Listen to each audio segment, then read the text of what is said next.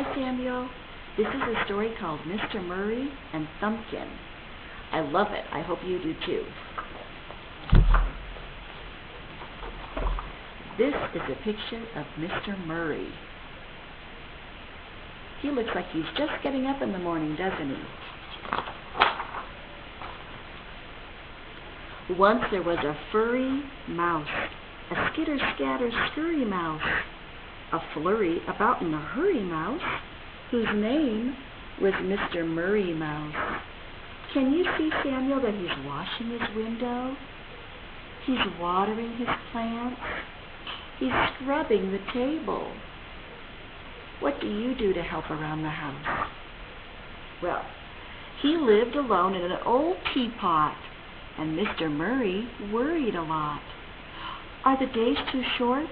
Are the nights too cold? Is my tail too long? Are my teeth too old? He worried each and every day. Then, next door, there moved another mouse into a pretty pumpkin house. You can see the pumpkin, can't you? A carefree country bumpkin mouse who went by the name of Thumbkin Mouse. Maybe it's because he was not much taller than a thumb. I don't know. That's a cute little nickname. Which do you want to live in, the teapot or the pumpkin? I'm going to choose the teapot. What did you choose, Samuel? Now what's going on? There's Mr. Murry. He got his binoculars and he's spying. Thumbkin lay around all day, just gnawing on a stalk of hay. He's saying, diddly-dee and a fiddly-ho, I got no worries, oh no, no. I'm trying to get you to see it better. Okay. I can see that Mr. Murry was doing his laundry. He's washed all those blankets and shirts. Okay, here's what Thumbkin's doing. Let's see, I'm sorry about this. I'm trying to get it just right so you can see. He frittered away each and every day. Now Thumbkin's looking at a book on a hammock. What's Mr. Murry doing? Now Mr. Murry worried some more about that new mouse living next door. His home is a shambles. The structure is poor. Why, I've never seen such confusion before. Then Mr. Murry, the neighborly sort, took over a tasty raspberry tort. Samuel, a raspberry tort is like a pie. Can you see it? It looks like a cake with a whole raspberry on top. That was very nice. And then Mr. Murry said, my name's Mr. Murry. I brought you a treat. Howdy, I'm Thumbkin. Come take a seat. So the two neighbors sat for a mouse-to-mouse chat. Mr. Murry said, Thumbkin, have you ever thought this old pumpkin house is certain to rot? Thumbkin just chuckled. Oh, no, surely not. You know, Mr. Murry, you worry a lot. And Mr. Murry said, no, I'm a practical mouse. And a pumpkin is quite an impractical house. And now I should go. My chores will not keep. I've windows to caulk and a chimney to sweep. And then he muttered, good day, and he set off on his way.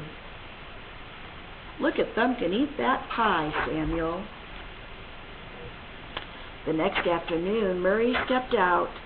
I've much that needs doing, of that there's no doubt. I'll rake and I'll mulch and I'll scour the grout. And then he saw Thumbkin just lounging about. He lay in his yard and admired his weeds, and he munched and he crunched upon fat pumpkin seeds.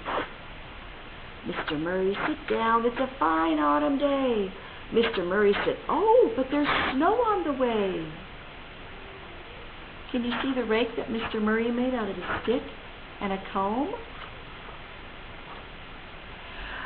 Thumbkin just laughed. Ha, you fret and such. If I stubbed my toe, you'd offer a crutch. Oops, the screen went black. Hold on. So what if my rooftop is sagging a touch? You know, Mr. Murry, you worry too much. While you fuss and fume, I'm going to bake. I hanker to whip up a sweet pumpkin cake. So what did Thumbkin do?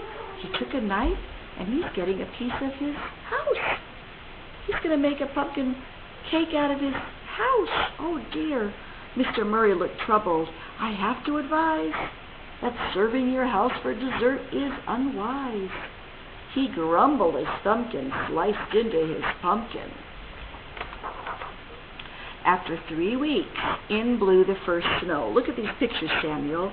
Mr. Murry cried, Thumbkin, your roof looks so low. I just love a good storm, you know. Relax, Mr. Murry. You do worry so.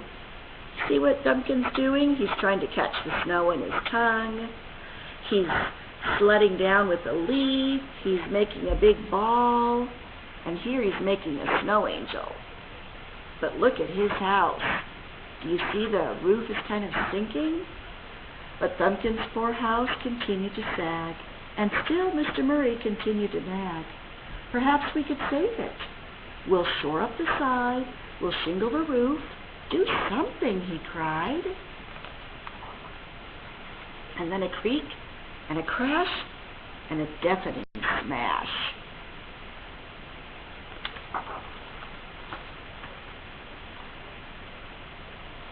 And all Mr. Murry's worries came true. The two neighbors watched as that roof fell right through. Mr. Murry cried, now what on earth shall you do? Thumbkin said, I'll lie back and I'll take in the view. So Mr. Thumbkin thought, oh, that's okay, now I can see the stars. Do you want your roof to fall in, Samuel? No. And then Thumbkin said, I've always been keen on a breath of fresh air. The breeze is refreshing and it ruffles my hair. I got half a house. I ain't needing more. Mr. Murry said yes, but what's left is all floor. Ah, Mr. Murry, said Thumbkin, don't worry. Well, that night, all alone in his cozy teapot, poor Mr. Murry, he worried a lot. He wrinkled his brow, and he paced while he thought, will Thumbkin freeze solid? Oh, how could he not? Out in that snow, he'll chill through and through. Hold on a minute. I know what I'll do. So he bundled up warmly and scurried next door. My teapot, dear Thumbkin, has room for one more. Thumbkin said, really? It is a mite chilly. Thumbkin doesn't look so happy right now, Samuel. He looks cold, doesn't he? There. Can you see? Sorry. There. He looks really chilly. That was so nice of Mr. Murry to tell him to come over. And so the two friends settled in for the night. They made up their beds and they snuggled down tight. Mr. Murry said, Thumbkin, I'm worried all right. I've food for just one. What a horrible plight. Ah, Mr. Murry, said Thumbkin, don't fear. We've got half my pumpkin. We'll eat it all year. Last page. And so Mr. Murry, who worried too much, and Thumbkin, who worried too little, lived out their days in a cozy teapot and met somewhere right in the middle. Did you like that story, Samuel? I did. Sometimes I worry too much. But you need to work hard, but you also need to play. So next time it snows, maybe you can ask Mom if you can go outside and catch snowflakes on your time. I'll see you later. Bye.